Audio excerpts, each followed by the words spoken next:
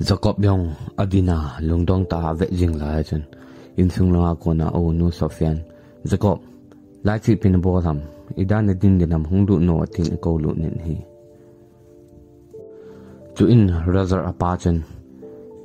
chanu vai thun na ki pa pi nan tu ni kha ni khom bol te tin sa agalan ki pa ten hon win ani khom ta win hi ane chai pha rawin o no ne ane naw anong ho cha hen he chai pha man ti chen nom ta ni keu ta win hi razar apan boy nu na to na nom no mai nam tin an dongin chen Sofian he pra anom nom na ye tin an don bunin hi hitia chen nom ten aki ho lim ta win hi pha ja ong so tim phanin Jacob anu chen achanu Sofia kam chen boy i mut pha jong tan e ho yang i mut nilang zon taw te tin asen hi le chi pe ta chen razar heno tuni tha achila indi ta wo tin asen hi ale razar anu chen razar achapa cho amit si in salteng in en vetan idito Jacob nu mo phanin kho he boy kho lang khon i muta wing e tin asen acha te ni Jacob to Sofia cho puin achi ta win hi ama ho awa do chun razar cho al za na nu chunga heno I etile ama ho ne chitu ve da ham phale sile kapa to u cha kapa u pa chapa he tin asen hi chun razar anu chun koi cha hi nang yan hen ham tin asen alung hangin hi chuin razar apan tu chen gya namu dana na vet dana namit thim no chun pai la lo la ham ama ho yang gen thei ta phat sot pi hi ti ko hong vai ta ye hi ji chen tu nya pan ne hi thei le lung tha keng ten khong de ngai to taw te tin adon but tan hi le hi chi pe ta chen razar anu chen lung hang ten hong ding doin na dei le nu pa ji ni ko ni ki pui lu ni lang la in sa yeng tan ama nen pui lu lut ama ho chela hong ki chon lut lut ke in lang ka ke le de ta ye tin lung hang tan na sen he le chi pe ta chen razar apan ai pi chu le nang thu tan te ki le de wang ju sei hi o tin aji no cho azol dam ki lung dam ki tan hi chuin razar ong lu hangin na ji chona na ki e ba bit so hani tin lu hang ten anaw pa Jacob le anulen na lang cho zon tan hi chuin Jacob te ho kom cho thun phanin Jacob non boy ida langa nong yong tin sen ha le razar heno tun sa chilai kanaw Jacob ko ma ka gi di hi tin sen ha le Jacob anu chen boy nanu te ni na hol mo di chu nanu te ni ko min gi thang tin sen ha le razar heno kho di he kanu te ni ko ma kan ki se ya kong he tin asen anun Jacob nun iti sol le wang chun Jacob ko ma gi dinga chun om tan chu phanin Jacob nu yang chun ima cha sei te pon agi dinga chun akoi tan hi Jacob le razar ki ngai lu dan chu Jacob nun yang amun acha te ni chu khen tum nei lewen angai lu the jengin akipa pi the jengin ki ngai lu dan hun chu ama yong amit li along leu jengin hi Jacob le razar cho ei mu khomin Sofia to anu cho ei mu khomin ti chun akitol tawen hi jingka ai phanin Sofia ang cho mata in akithovin me ho tin cha ho o min anu le anaw te cha su khangin ti chun cha ho adon sa chai pha nen ama ho hi te ne lam dol chin a ven bu hon min phanin Sofia anu te cha an ko khomin bu ane tawen hi hi chi pe ta chun a in le to wa chun kar khat hong ki tol lo nen chi chu Jacob min yang ga aven he le Rocky chu an he tan hi chi pe ta chun Rocky yang kara ko nen hong kum than Sofia mu men hai Rocky tin ga sen he le Rocky yang hai atin an sen hi chun Rocky kong lu the dai mo atin ga sen he le Sofia hong lu no kho he tin ko lu tan hi Sofian Rocky nei nga zo di nai mo ko hoang ki he do he lai tin sen hala Rokin a kho he an ki he chain nga na nge tin a sen hi chuin Jacob anun Rocky ko ma chun boy Sofia to hospital khana na to khom ham tin adong en hala Rokin he no tin chuin Jacob nun boy na naw nui phaten hin ve sui ji to tin sen Rokin he no kakin hin vet yang ka vet sui ding hi tin asen hi Rocky cho ake he le na mit cho tol le in vel ho cho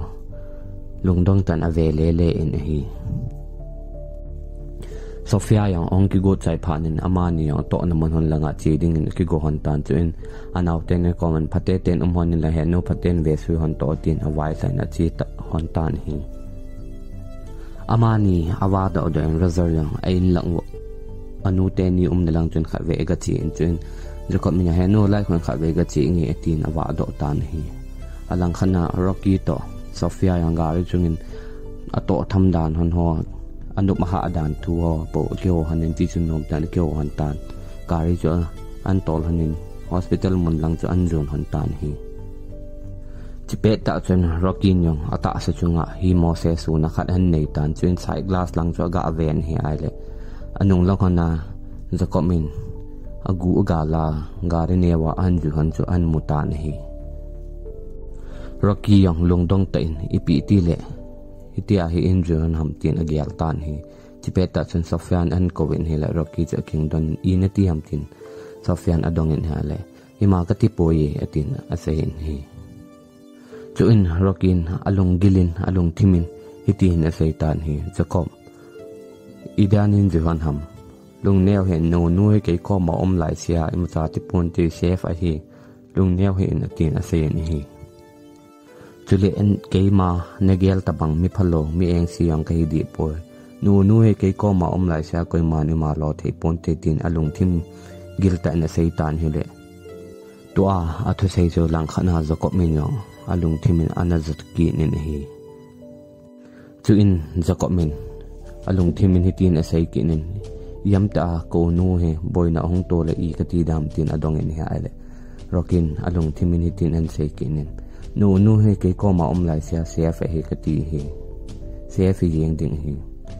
chule nu to nang ve su ya ke ka hin ke kom lai sia nang ni ma cha ti the han po na ti tin ase ni hi le cha chen Jacob byong lung thim ong nom dom in lang chu ke le ki tan hi Jacob min yang in atlun phanin lungil ta le lungdong ta na gelin i ti le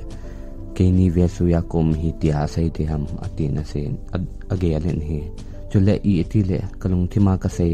kalung gila ka se ka sa ho zo sia aman he na ke yong hin don bu jing tham tin lungdong ta na gel tan hi chipe ta chun Rosary Jacob hungo lang hun ga chi ti tin an sen chun Jacob min hoila ya am tin adong en hiale lang hun ga chi ti to a chu pinkin fon bola khat ve hu hano ti an in ko hon he tin sen he chun Jacob min nang ga chi o ka tha se tin sen hiale Jacob chun itian sei pa na Rosary azol te tan hi Rosary yang ong te ne ding a sein hiale Jacob yang ong nom tan hi Jacob anun Jacob koma boy hoy an chi go nan ham tin ase ni hale chi pe da chin Jacob men heno na chapa alien pen pa ding amo namo de ka ga vet go nan he tin ga sei gon he ale chi pe da chun Rosarin Jacob kam chan hu pen eno lai ko kalor ho ko ma ga chi de ka ti hon bo we tin ase ni hi chun Jacob no cha ga anu he wen ngkino han to ngson han hit ta tin an se ni hi chun Rosarin kong sot han lo de che tin gari chen akitol mangon tan hi gari sungen Rosarin lohang ten ipidinga he chopo che no le he no ne het sa he no te ho ko man sei ji ham tin ga se ni hale Jacob min ipit ti ham ama ho nya an het tho diu chula chi na chu ka het sa ma san he tin ga se ni ti chen hong kinil honen ong hon tan achai chai nan Jenny te en cho an phawon tan hi chuin hi chlai chen chen Rosarin gari chen kham tan hele jo komin ida lai ta na nga am tol pai tan lai ping ki te en lo pi chu tin asen hi chipe ta chen Rosarin ti be in atin achap anau pa cho ga pho thip tan hi Rosarin yang gari horon aga ame in hi a hele Jenny chu polang an ong sai den amani chen mu panin cham khat ai nga hono tin aga sai lut ki tan hi Jenny yang ong ki gon ong wa do ni hale Jacob hi chi amu mu otun mit thalo helin kam kalawin anaven hi hale chi pet ta chun Rosarin habing ta chu an khoi pin mi ti ta chu vet ngai lo pi chu tin ga sen hi hale Jacob yang chu amai ki selen ja cha pang ki san hi chin Jenny yang kal chung chen hong to den hoi lai chi diu ham tin a sen hi hale rodarin pinkite na chi deu he tin ase na hi tuni chu iti ham noi de sani kalung sit na seilawa imang ditya ka gelwangin ka imjo tu poi phat kamu a le tunin kalung sit na lo se na nga phong do tangi tin jakomin gari chunga to penin agel tan hi ongki tol wen ha le jakomin Jenny pinkite into no in kinaya ham katile tin asen ha le Jenin ai poye pinki chu apite na hung uma ako ucho ke ako nai kilometer khat ham ki chi be na lai he tin asen he chun jakomin o ke chun la kha ve na chun na khom han ji na chu kho khat ni hon ham tia ka gel chu tin ga sen hi chuin ama hoyang pinkite in alung tawin gari ga to lol pai jing ji chu anop lo jing Jacomin gari chu lai chun ga anga o tin brother ko mu chun seitan hi chun brother gari ga angat pinki chu kol abol tan hi le pinkin to lu jing wo le to la hin tin asen hi le ama hon ya kar chu an to lu tawin hi chuin ama hoyang kara ko ne hong kum thlawin in sunga alu men pinki to chun Jenny chu ki mu to hanin hai ki to hanin akipa hon le en hi ama hoy in sungin alu win nom ta na ke holim tawen hi ama hoyang nom ta ke holing lai wa chun pinki anu ong wa alunin acha te chu mu phanin pinki common boy na loi ho ham tin adongin chun pinkin he no tin acha te ho la chun ama ya hong zawin ti chun nom ta na ke holim me ke to win hi chun Jacob ake le in hala ba nga lim ki the chu an mutan hi Jacob min pinkinu ko chun hitin an dongin hi ano hichilaya lima pasal to nadin khompi pa ho pasal pa ho koi hamtin adongin hiale pinkinu chun boy kaji pa he tin an don bunin hi ale he no naka hana pasal chapang ading khula koi ham atin adongin hi chuin pinkinun kachapa he amal amtin jakomin adong kinin hiale pinkinu chun lung no mo ten to lang aven aum ta he tin an don bunin hi chuin Jacomin heno ngai dam atin asen hi chuin pinkinun hitin an sei kinin hi kumsom ni wa lang chi tai pinki kawok masang hapta khat masang lang thu e tai kajipa to ke ni yang marriage anniversary mangdingin honeymoon nan kawa do hanin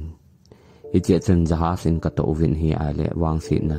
kato wa hicha pa na cho kachapa le kajipa I eti ka hello tai ti na sen hi hichi kato naw jahas captain Stephen Kitipa vet kol na noya kitol jahas a hin hichi jahas a chu government in aphallo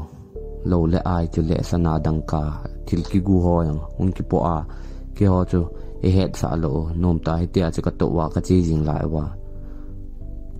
government sipai hon ke ho to na jahasa chu drugs lo le ai chu le sana dangka thil loan aphal lo tamta akipo a chi chu an he do phan wa in bulu wa hichilaya chu Captain Stephen lamkai na noya a crew member ho to government sipai ho ki kap to wa ile jahasyong chu atlum pai tan hicha pana chu kajipa le kachapa I eti kamu kha han lo thi ham ing ham yong ka het pha lo tai eti na sen hi hichi thil so he kum som ni le kum khat wal lang he tai tin ahong kap tan hi chin jakomin he no sorry ni ngai da mo cho kan do cho tin sen hi ale pinki anon a kho he boy atin sen hi chin pinki anu chun na ho pi le an ko lim bo ke lai khon chom phan ka wa dang nge tin a chi tan hi chu in Jenin pinki ko ma chun ai le gol no hi chi thui la khat ve cha ne sei kha pi pon tin a se ni ale pinki yang chun no mo ten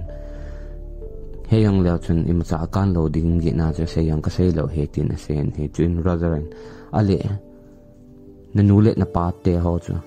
hiti a to se to zo nung wa chu amang ho chu government si pe ho chun ho lo ham tin a dong in he ale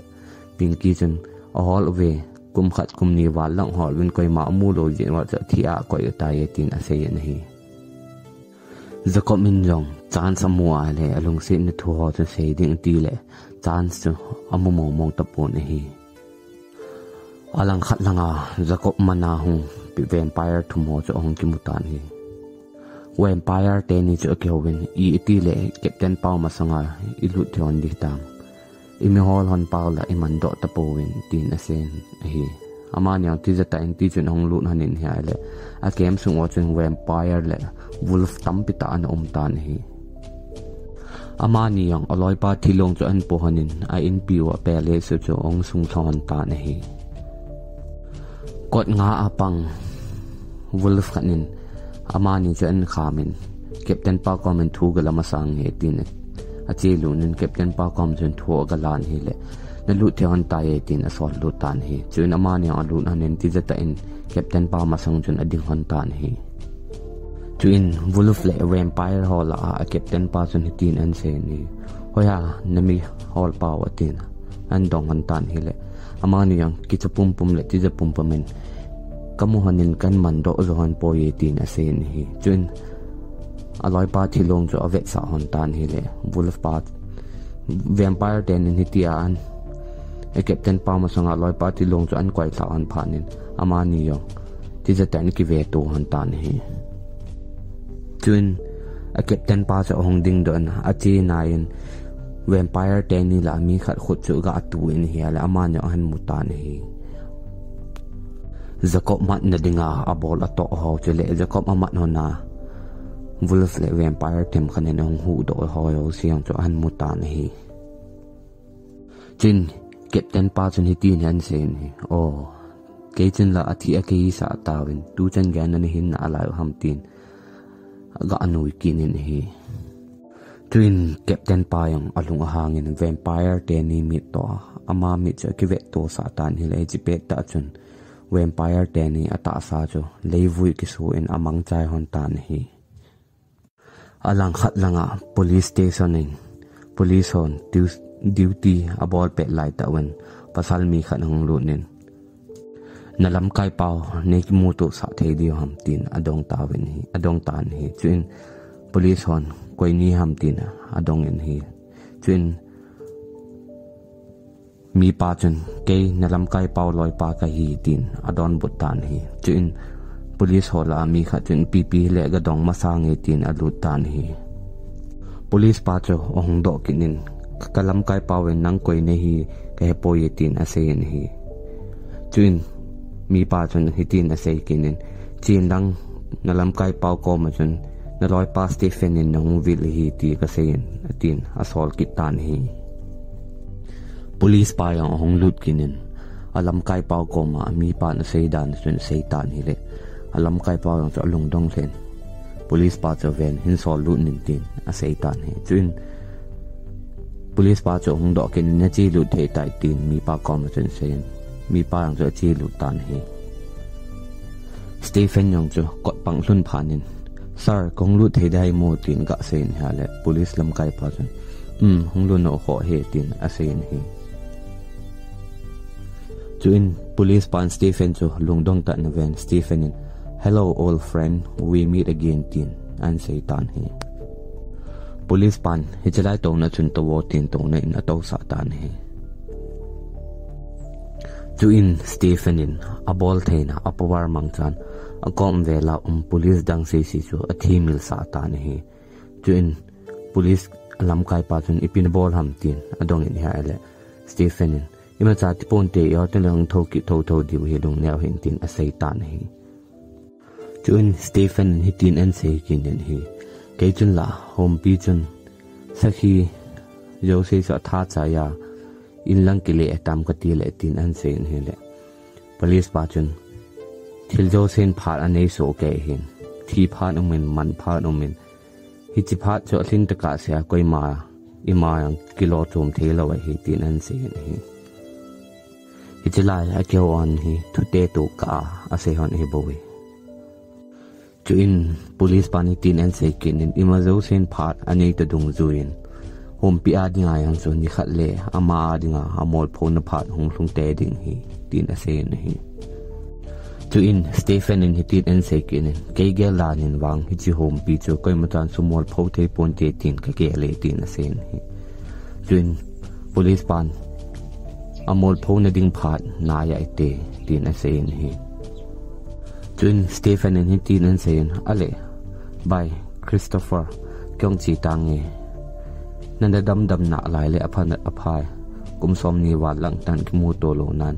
iti sakhi no chu paten ve suivo hompin phatin in hol jingin ni khat lewang ama kho na hong chu ni le king hoi loading hi tin an sen hi twin police pa Christopher in hitin an sen ke gel dan in wang sakhi no na ti so na gel ke le e ke gel dan in wang iti sakhi no na ti pa chu gal hang ta hompi hi le kilom ka sai tin a sen hi twin Stephen hong kinong hen ai pi chu tele tin a sen hi all friend ni dang teng ki moto ki taute atin a che go tan hi le Christopher hi chilai cho hi in a lo ham cho he ga su khango tin a sen hi ale Stephen chun a power chun police asu mil ho si chu aban banin an su khang ki tan hi twin Stephen in yang hi chilai mun chu da san a chi mang tan hi police pa yang lungdanin denin hi alang khana lok Jacob le razar yang zan in clear phat hi phanin ong do tawin Jenny jo ainin en tha pa honin in lang mani ong kele hon tan hi Jacob men alung thimin agelin alung sit ne thu ho sei do lo cho ama le ama ki tai mo in ti chun lung no mo ten om min hi Jacob ten yang in ong sunan phanen gari cho anga honin ei the no honin ki sabur hanin zan hi phanin bu ane wen ki chol do ta wen hi zin ka hi in Jacob ya ong ki tho den amit amai ki su thengin o nun cha om cho don in chom khat o min hela bu ane wen o nu yang rokin hong buin ana to na mun hona chi kin hon tan Jacob min jom bol de hello man a phone ala do in aga avele len hi le news chu an sa do tan hi news asun hitin akiseyen kilong khat gamsan atha hidinga gin mo khat akimu into ahin police hon khol tin na ne na alai tau hi tin new sachon hong kisen hi hichi chu Jacob min ya ven hi de thilong so atel de adu wingen gamsa hang khanin abola amai tel de adu tapang khon omin amel se le en vet ngam san jang ompon hi chu in police pa Christopher yang ohongin thilso na monachun investigation ong boltan hi chuin police pa chun hi chi thilong chu aga khoin hi le amutan aman jo hi chi thilong chu gam sa thai lawa wolf le vampire ho ki thoa athisan a chom wa atha dan chu aman yang alung min chen an mutan hi chuin fan ala do en mi khat akolin hi ti hin a seitan hi ki geng sa de min vin I naw tang sunga yang hin tawin tu hin mi khat yang atha chai pan be mo hitin aga sen hi alang khana popsal mi khat yang hi ana to ke chain office lang a kon in lang zone ding ti chun akar an ke tol da na hong tan hi akar chu an tol na hong in ha le gam ong gam la khat an pha hin phot lot chang lo wen gam la a kon chun wolf ho tam ta hong thai da wen hi chi pa chu agari pum chun atu tang wen mi pa cho an kai do win a tho mang ta win hi mi pa ang cho akicha to a peng in pan pi na thum min a peng jing in hin la koi man a pan pi thei ding akimu a pan pi thei ding ki mu zo pon hi wolf le vampire ho so ki pa ten mi pa hin ma do cho aki pa pi le jing win hi chun wolf khanin hi chi mi pa so ka that ga that nge tin a thi nai tan hi iti wolf pa chun mi pa cho atha got pe lai ta chun vampire khat gang chalen ong thain wolf pa cho angei chang ta cha khat wei happy in ha la leng mang tan hi iti pe ta chun wolf le vampire tam ta iti mi man ho wolf le vampire mi an man ho cho an del khum win a phengin chila chun ki del ta win hi wolf khanin mi hem pa cho an pomin mun khana mun bit lai khanin hong koi do tan hi chi chu mi pa yang chun wolf le vampire ho ki del to aven ati za the jing hi a chai nan wolf le vampire a pho ho la a leader pa wolf chun vampire le wolf a phalo langa leader pa cho ki del pi in Wolf apapa chun Wolf aphalopa a oya chun a khot tin chu ajisalin a saw lunin a har chu ala ado pin a me etel pi tan hi hijita chun Wolf aphalopa so athitan hi hiji chu mu phalin Wolf le vampire aphalo si siang chu zamangam tawin hi mi pa nong thilum chandan ro se cho amu mu phanin ama ki chawal be sene ki thing jing hi chipe ta chun Wolf chun mi pa chu anjoin nai tawin hele mi pa chu ki chawal be senen ti chun akang den tan hi chun Wolf la a leader pa chun mi pa mi chu ga aven hele mi pa yong chu aki chawalin Wolf pa chu ga aven hele chipe ta chun mi pa chu ki tang thu tan hi Wolf pa chun mi pa main chu diver a ball pi a hitia amu a het ho zo si chu a hai mil sa a thi mil sa hi chun Wolf pa chun mi pa chu endomin akara chun ong koi lunin ama ho chu ki le do tawin hi pha chom khat join mi pa chu ong khang do in hi ale ama yang imacha hello bang ten lungdong ten I ti le chila ya hi kagari kananga IT ai kan umham tin kinota en ain langa chun agari chu an tolen ong ki tan hi halang khat langa Jacob yong chu zan hi phanin bu kini dawin ani chai phanoi anu le au nu Sofia to chun ato win nom tan ti chun ke holim ben zan hi mo phani phanin ki mut tawin hi zan khangkim lang hin Jacob abil ko la hin Jacob kia numai o khanin an ko gin chu an zatan hi hichi ha za chun ama a thodo loi chelin pam lang chun a sai do tan hi anu ai lo le o nu khat pen ei sa ji chun pam lang chun anu le o nu chu asam sam tan hin la koi machan an don but tapu hi ama yang lungdong ten a ta hi chipe ta chun anu la konin mi khat gang chalen ong thain Jacob chu amit amai ponin a khu khomin a thlo mang ta vin hi